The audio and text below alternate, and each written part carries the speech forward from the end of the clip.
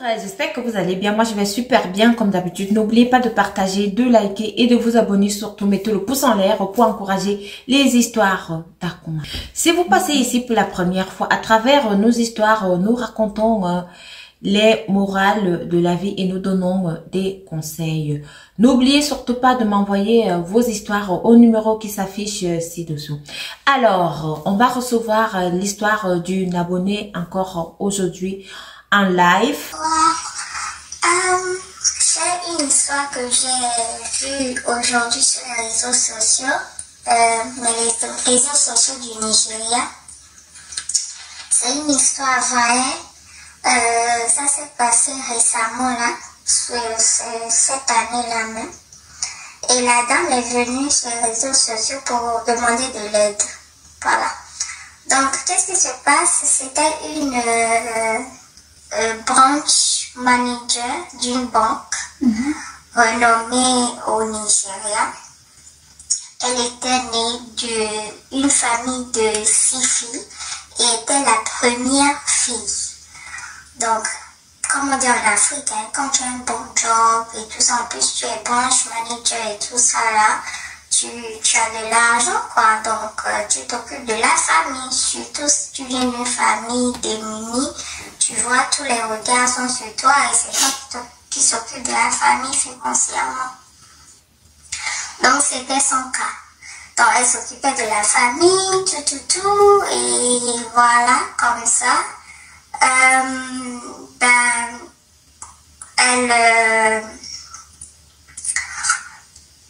demande à ce que ces deux premières petites sœurs viennent rester avec elle, dans ce qui veut dire la deuxième et la troisième. Mais la quatrième et la cinquième et la sixième sont restées à la maison avec le membre et le père. Donc la deuxième et la troisième sont venues rester chez elles. Mais elle a remarqué que la troisième avait trop les yeux sur les choses matérielles.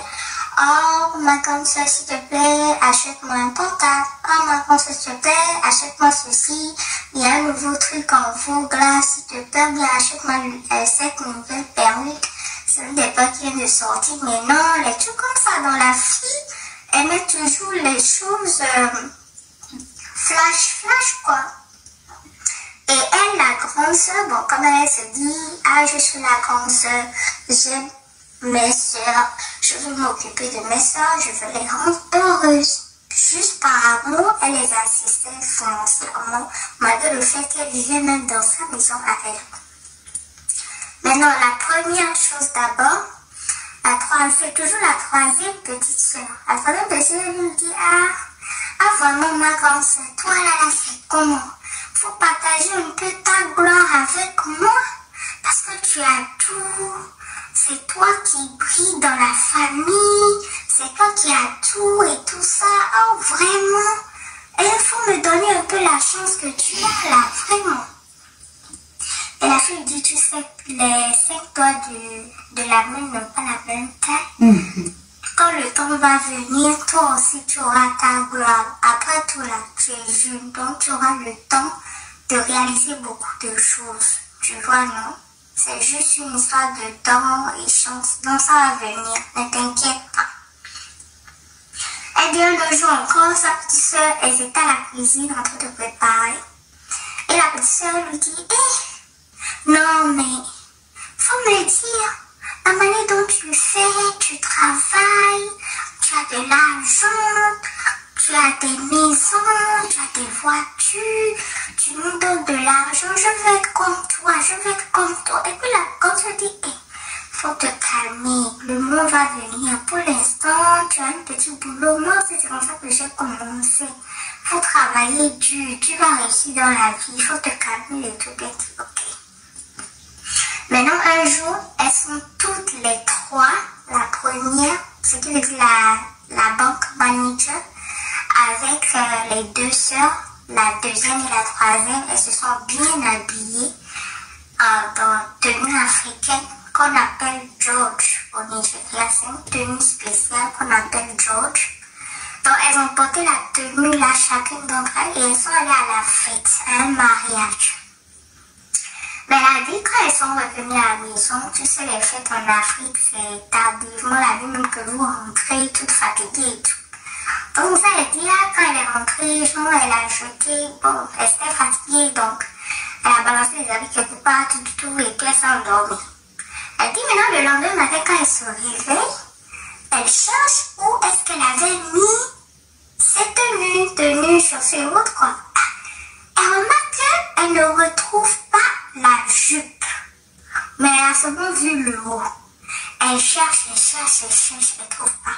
Elle demande à ses deux sœurs de l'aider à chercher. Elle aussi ne trouve pas. Elle dit, mais c'est comment? Donc, 1 mois passe, 2 mois passent, rien. Et un jour, elle dit, elle rentre à la maison et elle voit un sachet noir qui est genre en bas de la table qui est au salon. Elle dit, ah, qu'est-ce qu'il y a dedans? Elle l'ouvre, elle regarde, elle voit sa jupe, la jupe qui est avec la jupe qu'elle cherchait de la tenue qu'elle avait portée pour le mariage. Elle cherche. Quand elle a trouvé, elle dit, ah, mais qu'est-ce que ça fait là? Elle a dit, ok, peut-être que l'une de mes petites soeurs là a sûrement utilisé ça pour partir à une fête avec ou bien un truc du genre. Donc, genre, elle a damné quoi. Elle a dit, bon, c'est des choses qui arrivent, ce sont mes soeurs. Et puis, il y a quoi encore? On se passe les choses. Cette histoire de se passer les choses et tout, vous n'avez aucune idée de ce que la personne peut faire. Surtout, par exemple, si tu as séché un habit au dehors et puis tu ne retrouves plus l'habit et puis 2 ou 3 jours après tu retrouves l'habit sur le séchoir, il faut faire très attention parce que tu ne sais pas d'où ça vient, ce qu'on a travaillé dessus. Donc, il vaut mieux jeter même. Et même si tu passes un habit à une copine et puis tu dis que je vais laver et porter après, il ne faut jamais faire ça. Quand tu passes un habit à quelqu'un pour porter, ne reporte pas cet habit-là, jette quand la personne revient te remettre ça. Donc, bref, c'est encore en parenthèse. Donc, c'est comme ça qu'elle prend l'habit, elle dit, oh, ce sont mes petites soeurs. Mais tu ne savais même pas qui avait porté la jupe. Elle suppose que l'une d'entre elles a dû porter la jupe. Donc ça, elle prend la jupe, elle rajoute ça à son lot, sa tenue africaine. Et le dimanche qui a suivi, elle a porté ça pour aller à l'église. Elle va à l'église, tout le temps. 2-3 semaines après, elle remarque qu'elle commence à avoir des problèmes au boulot. On envoie des emails de... genre le chef quoi, le chef de la banque dit ouais ton travail n'est pas bien, tu travailles pas bien, mais comment, pourquoi les gens se plaignent? Les gens, même ses collègues maintenant commencent à lui créer des problèmes, c'est des problèmes par-ci par-là, elle a eu des problèmes avec son copain, alors qu'il planifiait se marier, mais le gars a dit soudainement il ne veut plus d'elle, tout s'est gaspillé. Et soudainement aussi, en plus, elle a commencé à avoir des maux de tête, maladie sur maladie, et dû à cela, elle devait tout le temps envoyer des excuses au boulot pour dire qu'elle est malade, À cause de tout ça, en plus, on l'a renvoyée du boulot. Donc, elle a perdu son job comme ça. Elle perd son job, Dieu merci, elle a ses 2 maisons, elle a ses voitures. Mais elle n'allait toujours pas bien. Elle-même, elle a dit, vous me voyez grosse, mais grosse, change l'air bien portant, mais ça ne va pas dans mon corps. C'est comme si je mourais dans mon corps parce que je ne me sens pas bien. Je vais à l'hôpital, on a fait tous les tests, on dit que je vais bien, mais je ne vais pas bien. Je ne vais pas bien. Donc, elle a dit, elle est partie chez les spiritualistes, les pasteurs, tout, et ils l'ont dit, c'est quelque chose de spirituel. Elle a dit, en faisant toutes ces démarches-là, elle a vendu les 2 voitures qu'elle avait. Mais bien sûr, elle dit, ces 2 maisons, elle ne peut pas vendre parce que si elle vend les 2 maisons maintenant, elle va survivre comment? Donc, c'est comme ça que Dieu a fait quand même. Elle est tombée sur une bonne église et, je ne sais pas si c'est une église, mais elle a dit, ils l'ont emmené regarder un miroir. Et l'on dit, regarde la personne qui est derrière tout ton problème. C'est comme ça qu'elle voit la troisième petite soeur qui prend sa jupe et emmène ça quelque part là où ils ont fait les trucs spirituels et autres, et autres là. Et après avoir travaillé dessus, la petite a ramené ça à la maison. Donc c'est comme ça que les gens là lui ont dit, les gens de l'église leur ont dit que donc ce qui veut dire en fait que c'est ta petite soeur qui est derrière ton malheur. Ta petite soeur, le fait que tu as reporté la jupe, ça a transféré en même temps ta gloire sur elle. Et elle t'a balancé tout ce qui est mauvais sur toi. On peut faire ça. Alors là maintenant là, ta soeur, ta petite soeur là, elle est en train de s'enjailler de ta gloire, de ton étoile. Il dit, hey, ça c'est quelle histoire ça? Donc ça il dit, oh, mais maintenant je fais sortir de cette histoire là comment? Parce que je souffre, même mon compte d'épargne est vide parce que toutes mes économies sont terminées. J'ai vendu toutes mes voitures, j'ai tout perdu. On lui a dit, ah tu sais ta petite soeur, elle a caché dans sa cuisine, en bas du bidet, une petite calebasse en argile, je sais pas, un petit pot en argile là. Elle a caché ça. Il faut nécessairement que tu ailles là-bas et que tu casses cette calebasse-là. Quand tu vas casser là, c'est terminé. Ta gloire va te revenir. Tout va te revenir. Et ta soeur aura les pots cassés. Elle dit, ah, ok. C'est comme ça qu'elle a même dit que quand elle a commencé à traverser les périodes difficiles, elle ne voyait plus la troisième petite soeur. La troisième petite soeur ne voulait même plus regarder son visage. La troisième petite soeur ne voulait même pas savoir si elle va bien, si elle vit. Ça, c'est quelqu'un qu'elle a hébergé chez elle pendant au moins 2 ans comme ça là. On va dire que le malin ne vient pas de loin. Ah donc c'est seulement à côté là. Le même sang, ça c'est le même sang. Donc c'est comme ça que elle appelle ses autres petites soeurs pour dire que faut me donner le numéro de tel. Parce que j'appelle son numéro actuel, ça ne passe pas.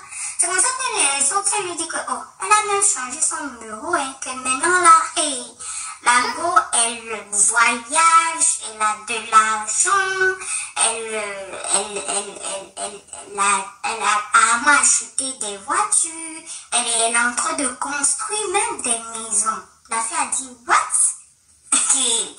Juste en quelques temps là, parce que bon, ça m'a dit, non, ça fait un truc de 6 mois qu'elle est en train de traverser des difficultés. Elle dit, c'est incroyable. Elle dit, ah bon? Ok, donnez-moi son numéro. Donc elle appelle, et après elle dit, hé, à quelle journée? Elle dit, c'est ta grande soeur. Elle dit, comment vas-tu? Elle dit, ça va. J'essaie de suivre, j'aimerais te voir, j'aimerais qu'on discute parce qu'il y a longtemps on ne s'est pas vu. Ça c'est la grande soeur qui dit ça, elle dit, tu sais, moi je n'ai pas le temps, je suis occupée, blablabla et tout. Elle dit, s'il te plaît, donne-moi l'audience. Elle a chance, c'est comme si la petite, elle aussi sait que la calebasse qu'elle a cachée dans sa cuisine là, que si sa grande soeur voit ça, ça risque de se gaspiller. Que ce qu'elle a fait, la risque de se gaspiller, donc elle ne voulait pas à tout prix rencontrer sa grande soeur. Donc c'est comme ça que elle a essayé plusieurs fois, jusqu'à elle aller devant la maison où la petite soeur habite pour vouloir rentrer, mais le gardien n'a pas permis à ce qu'elle rentre. Elle a tout dit, le gardien ne l'a pas permis de rentrer. Donc là, maintenant, elle est venue sur les réseaux sociaux discuter avec un monsieur là pour demander de l'aide. Si le monsieur peut venir avec elle, avec 2 gars costauds là et autres pour l'aider à forcer rentrer dans la maison de la petite soeur et casser la calebasse là, la calebasse qui détient sa gloire et qui apparemment est en train de faire du profit à sa soeur quoi. Donc c'est ça. j'ai vu ce truc, j'ai dit non, je vais partager avec toi et demander aux gens de vraiment faire attention. Il faut que les gens fassent très attention. Parce que vraiment, si ta petite soeur de même sang peut te faire ça, une amie, ça veut dire qu'elle peut faire pire. Hein? Donc vraiment, donc c'est ça, merci beaucoup et bonne soirée. Voilà, vous avez écouté l'histoire d'une de mes abonnées là. Merci encore pour cette histoire. J'ai l'habitude de vous dire ici, le dehors, il est risqué. Cette fois-ci, même le dedans est risqué. Ta propre petite sœur, elle a fait ça, ça veut dire qu'elle était jalouse de sa grande sœur. Et vous savez très bien que dans les familles, chacun a son étoile.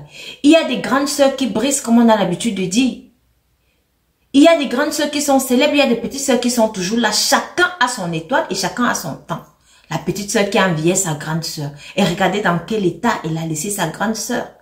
Elle s'en foutait carrément. Elle a pris les chances de sa grande sœur mystiquement. Franchement, merci à cet abonné pour cette histoire. Cette histoire nous éveille vraiment les consciences. On n'est même plus en sécurité, même en famille, même avec les amis, même dehors. On est en sécurité nulle part. Alors, donnez la morale de cette histoire. Moi, je pourrais dire ici que parfois, il est même déconseillé d'avoir ses sœurs chez soi. Parfois, il est bien de rester tout seul. Merci de m'avoir écouté et rendez-vous à la prochaine vidéo. Surtout, dites ce que vous pensez de cette histoire en commentaire. Merci.